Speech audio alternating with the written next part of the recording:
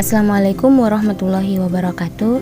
Saya Puji Pertiwi, mahasiswi Administrasi Pendidikan semester 7, Fakultas Keguruan dan Ilmu Pendidikan Universitas Wandri Magalatung. Di video kali ini, saya akan membahas mengenai reformasi pendidikan nasional. Pembahasan pertama, pengertian reformasi pendidikan nasional. Reformasi adalah perubahan radikal untuk perbaikan dalam bidang sosial, politik, atau agama dalam suatu masyarakat atau negara. Pendidikan nasional. Pendidikan nasional adalah pendidikan yang berdasarkan pada peraturan negara tersebut. Misalkan di negara Indonesia, berarti pendidikan nasional Indonesia adalah pendidikan yang berdasarkan pada Pancasila dan Undang-Undang Dasar Republik Indonesia tahun 1945. Reformasi Pendidikan Nasional Indonesia. Reformasi pendidikan nasional adalah perubahan radikal yang ada dalam suatu instansi pendidikan yang berada dalam naungan suatu negara kebangsaan. Kelebihan dan kekurangan reformasi pendidikan nasional. Kelebihan reformasi pendidikan nasional yang pertama yaitu pendidikan di Indonesia menjadi lebih maju karena mencari upaya-upaya untuk memajukan pendidikan. Yang kedua, menambah motivasi bagi anggota pendidikan baik dari guru atau peserta didik.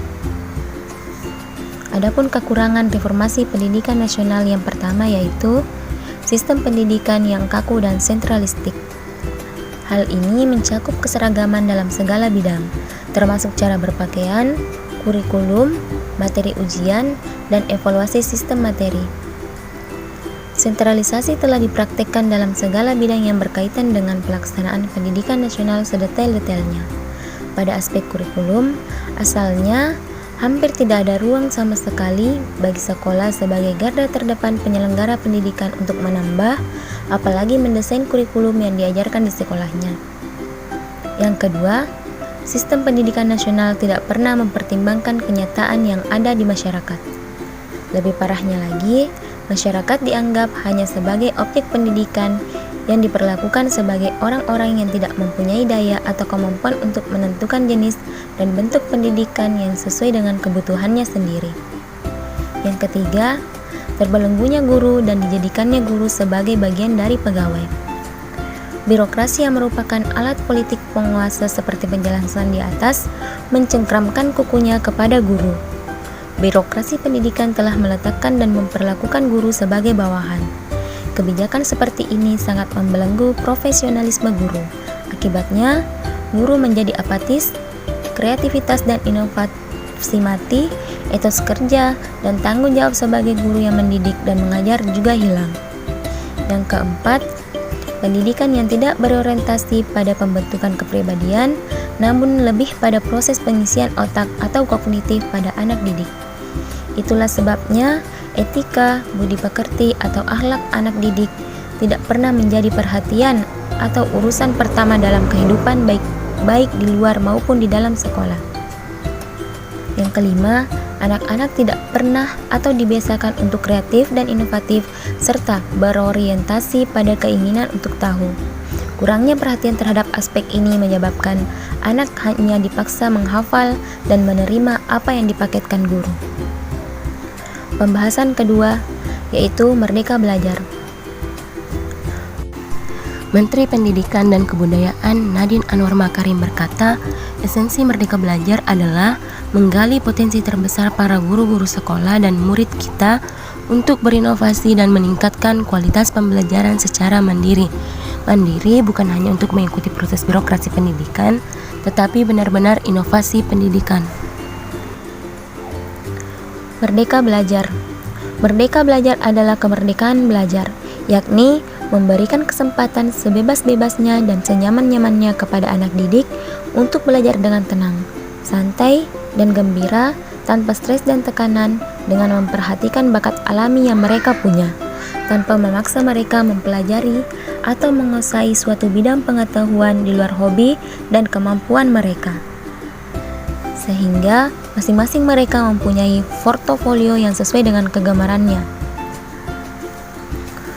Konsep dasar Merdeka Belajar. Yang pertama, pembukaan Undang-Undang Dasar 1945 alinea keempat dalam rangka mencerdaskan kehidupan bangsa.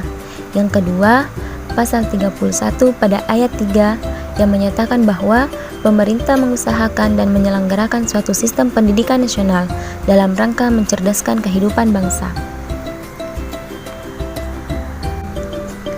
Kebijakan Merdeka Belajar. Yang pertama yaitu mengganti USBN. Ujian sekolah berstandar nasional selama ini menentukan kelulusan siswa sekolah. Pak Nadiem akan mengganti USBN itu dan membebaskan tiap-tiap sekolah untuk membuat ujian secara otonom. Namun, ini belum bersifat wajib bagi sekolah. Dan anggaran yang selama ini digunakan untuk penyelenggaraan USBN akan dialihkan untuk peningkatan kualitas guru. Yang kedua yaitu menghapus ujian nasional.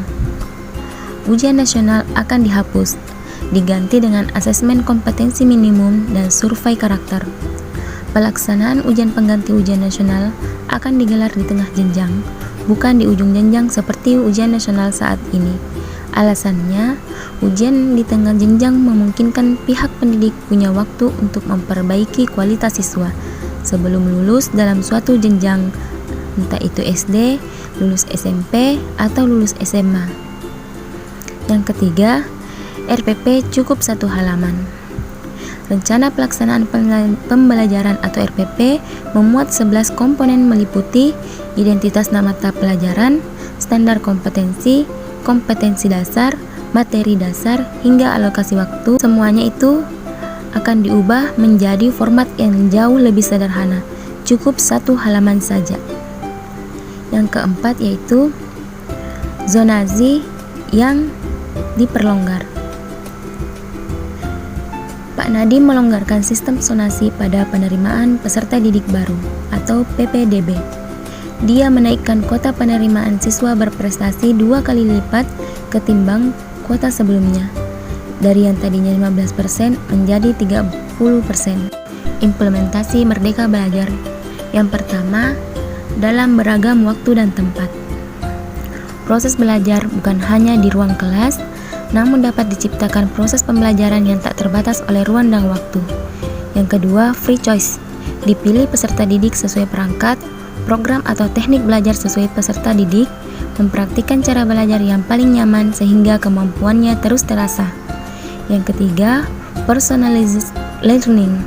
Menyesuaikan pelajar dalam memahami materi, memecahkan jawaban sesuai dengan kemampuannya. Yang keempat, berbasis proyek.